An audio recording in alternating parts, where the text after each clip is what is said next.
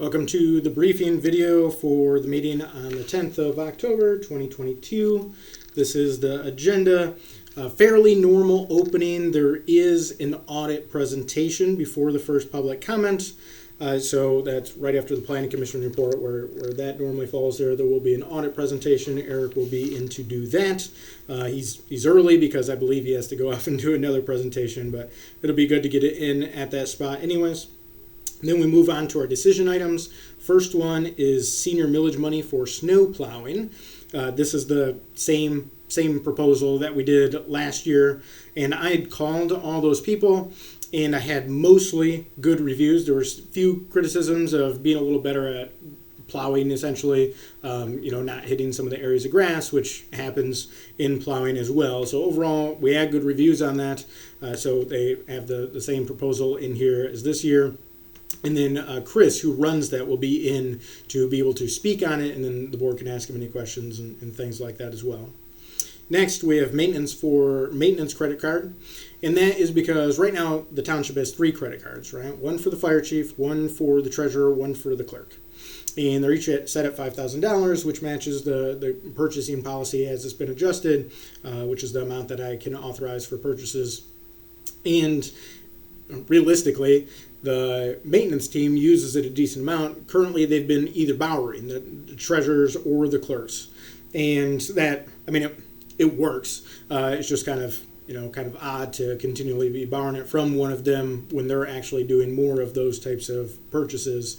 And so it would make sense for the head of maintenance to have a card available as well. That's what this proposal is for. Next, we have the selling of the 1988 GMC Sierra. And of course, recently we got the newer truck, and we have a 1988 GMC Sierra, a relatively small truck, not extremely useful to the township at this point. It can't haul as much and that type of thing.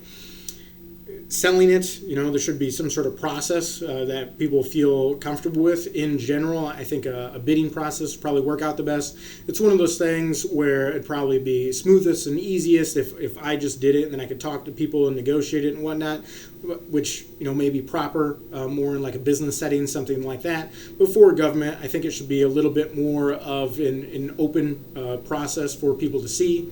And so I think for bidding, which actually sounds like someone's cutting grass right behind me somewhere right now.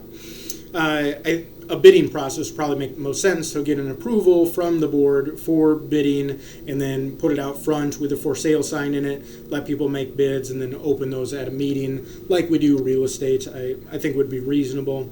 And so we'll kind of see how that goes, because we also have a riding lawnmower that could be same type of situation as old. Our other lawnmowers are the ones that make sense to use at this point. So, but we'll see how it goes with the truck first. Next, we have Interlochen streetlight resolution. And the Homeowners Association on Interlochen up by the lake, where it connects to Middle Lake Road there, they are redoing their lights down their street. And the ones closest to the intersection, they weren't going to have. But they said, kids go to the intersection to stop for the bus and those types of things, so it still makes sense to have a light there. I talked to consumers about it. They said it would be the same type of deal as the light that we did where Duff and Middle Lake Road intersect, where we kept having all those crashes. And I drove by that late last night, or later, like 8:45, and that light works good, so hopefully there aren't as many crashes there. And that was just a $100 light. This should be similar. Now, consumers are still drawing up the detailed plans, so I don't have the plans in here like I did last time, but they were able to get me the resolution in the contract that they need passed to do it, even though it's a small amount of money. Should be the $100 again, hopefully. But they said, when I talked to consumers, they said it would make sense for the main light area to be Middle Lake Road, because that is a busier road than Interlochen, which just goes to that little neighborhood. So that's the way that they would draw it up. So that's what that is. Next, we have Drexel and Putnam land sale proposal, and this is step 2 of the land sale process, where the board will be setting a minimum so that then the next month those can be open and the land actually be sold off. Drexel and Putnam, we're good on. We're normal in the process. We have comparables from one realtor. Before we had 2 realtors. there's obviously been an emphasis, Renee has brought up that realtors should be doing the comparables for free. I found that surprising and odd that people would work for free for that. So before we had 2. This time we only have 1 because the other realtor decided that, he didn't want to just work for free on these types of things. And so we have that one is fine. We have the comparables. I have the comparables in the reference packet. We'll go over that in a minute. The next one, though, River Road Land Sale Proposal. So the title search from that one didn't come back fully yet because they can't find an actual deed. They couldn't find it electronically. Looked through some of the physical records, couldn't find it. I have to email the state today at the recommendation of the title company to follow up with that. Hopefully, we have that by Monday. We'll see. If we don't, then we probably really can't put it up for bid. Otherwise, we're putting it up for bid on spec that we're going to be able to get that deed issue resolved. So that one's amazing, maybe, and I'll let tomorrow, maybe the state responds to me by tomorrow. I'll let the person that requested that know, reach out to them directly. So we'll see if that one is actually ends up being a thing on here. But I didn't want to leave it off the schedule just in case it is. Otherwise, it delays it a month for no reason. Next, our discussion items. First one is water policy. There was obviously a lot more added into this because it started about the mandatory connections and then went into the fees that go with those and everything. I expressed that our board wasn't in support of that in general, and other municipalities weren't as well. So that part ended up getting taken away. A few minor adjustments in there as well, but we're back to just the part about the mandatory connections. Next, food sovereignty, and we've talked about this before. This is also just the discussion item, but I took the town ordinance from Sedgwick in Maine and adjusted it to what would apply in Michigan for Dalton, and I think there's a few weaknesses on it.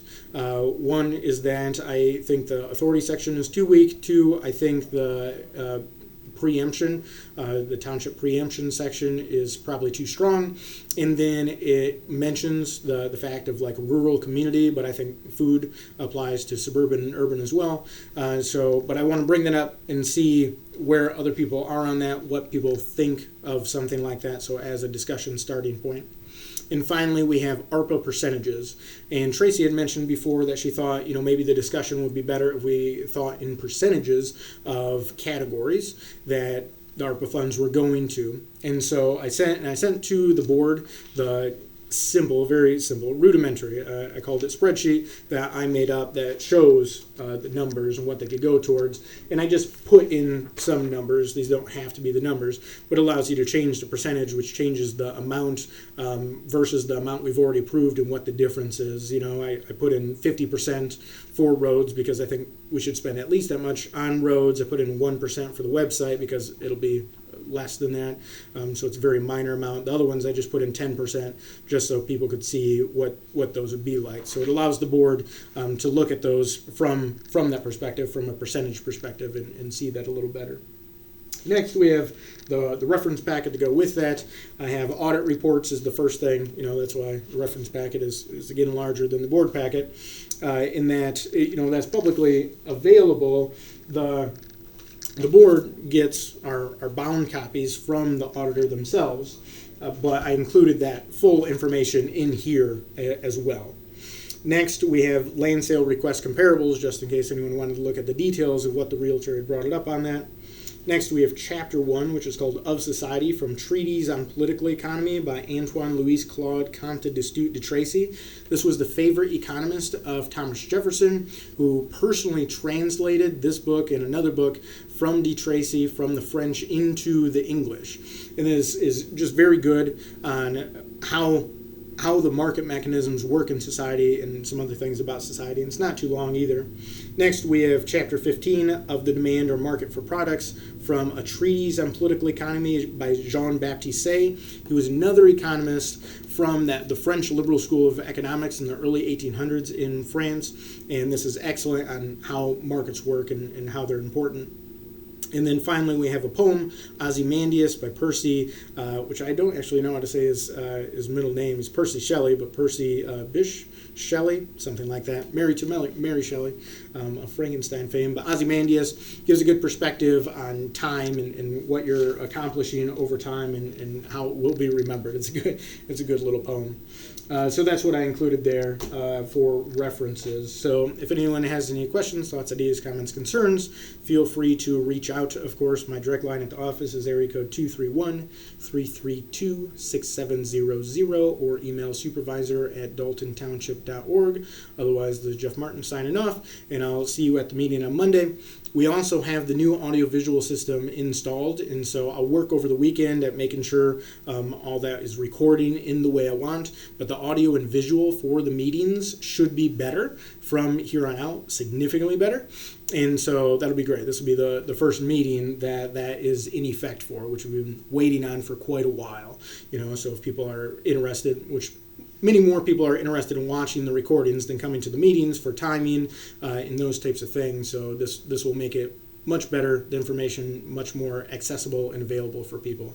So definitely good news, and I'll work on that over the weekend to make sure it's all working properly. Seems like pretty simple system, but I certainly want that to go well on Monday as well. So otherwise, I will see you then.